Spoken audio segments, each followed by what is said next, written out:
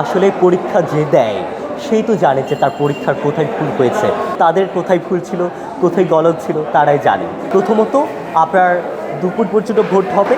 যদি vote casting যদি আপনার নিজের পক্ষে না যায়, আপনার 4টার পরে বলবে আমরা ভোট বর্জন করলাম। মূলত ছাত্র শিবির তো এখানে দলীয় রাজনীতি করতে আসেনি ডাকসুতে, তারা এসেছে আপনার শিক্ষার্থীদের জন্য কাজ করতে।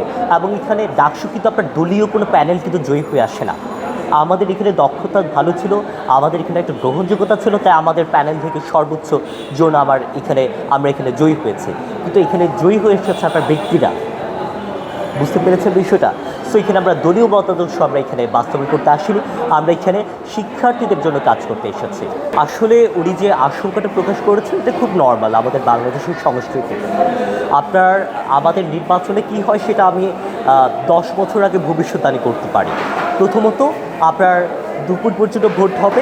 যদি ভোট কাস্টিং যদি আপনার নিজের পক্ষে না যায়, আপনার 4টার পরে বলবে আমরা ভোট বর্জন করলাম। তারপর পরের দিন বলবে যে আপনার ভোট আপনার সুষ্ঠুভাবে হয়নি, পরে বলবে যে আমরা এটা নিয়ে একটা তদন্ত চাই। সো এটাও একটা অপসংস্কৃতির মধ্যে পড়ে বা সংস্কৃতির মধ্যে পড়ে। যাই হোক, তিনি যে কথাটা বলেছেন সেটাকে আমি স্বাগত জানাই। উনি যিনি আমাদের চিফ রিটার্নিং অফিসার আছে তাদের কাছে তারা অভিযোগ দাখিল করুক, আমরা ওইগুলোর সমাধান চাই। আমরা চাই না আমরা যে ডাকসুতে নির্বাচিত হয়েছি সেটা আপনার বিতর্কিত হোক। আমরা চাই মানুষ সেটা যাতে আগামী 100 বছর পরে বলে যে সুষ্ঠুভাবে হয়েছে। দ্বিতীয় আরেকটা কথা বলি, এখানে আপনার তারা যে রাজনীতি করে সেই রাজনীতির সাথে সম্পৃক্ত একদমভাবে সম্পৃক্ত না, অনেক সংগঠন কিন্তু আপনার বলেছে যে আমাদের যে ভোটটা হয়েছে, যে নির্বাচন হয়েছে সেটা আপনার খুব সুষ্ঠু হয়েছে। ইভেন আপনার শিক্ষক নেটওয়ার্ক তারাও কিন্তু আপনার বিবৃতি দিয়েছে যে আপনার সুষ্ঠু নির্বাচন হয়েছে। সো সেই জায়গায় আমার মনে হয় না এখানে এই অভিযোগের অতটা সত্যতা আছে। আসলে পরীক্ষা যে দেয় সেই তো জানে যে তার পরীক্ষার কোথায় ভুল হয়েছে, সে কোথায় আনসারটা ভুল লিখেছে।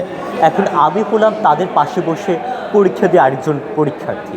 এখন তিনি কি খাতায় কি লিখেছেন না লিখেছেন সেটা তো আমি জানি না। সো তাদের কোথায় ভুল ছিল, কোথায় গলদ ছিল তারাই জানে। এবং আমি মনে করি তাদের সেই পরীক্ষার খাতাটা আরেকটু চেক করা দরকার, তাদের কোথায় ভুল লিখেছে, কোথায় তারা সঠিক লিখেছে, কোথায় ভুল লিখেছে। আমি তাদের ভুল ধরে দেওয়ার মতো কেউ না, আমি আমার নিজের ভুলটা আমি নিজেই ধরবো। That's it.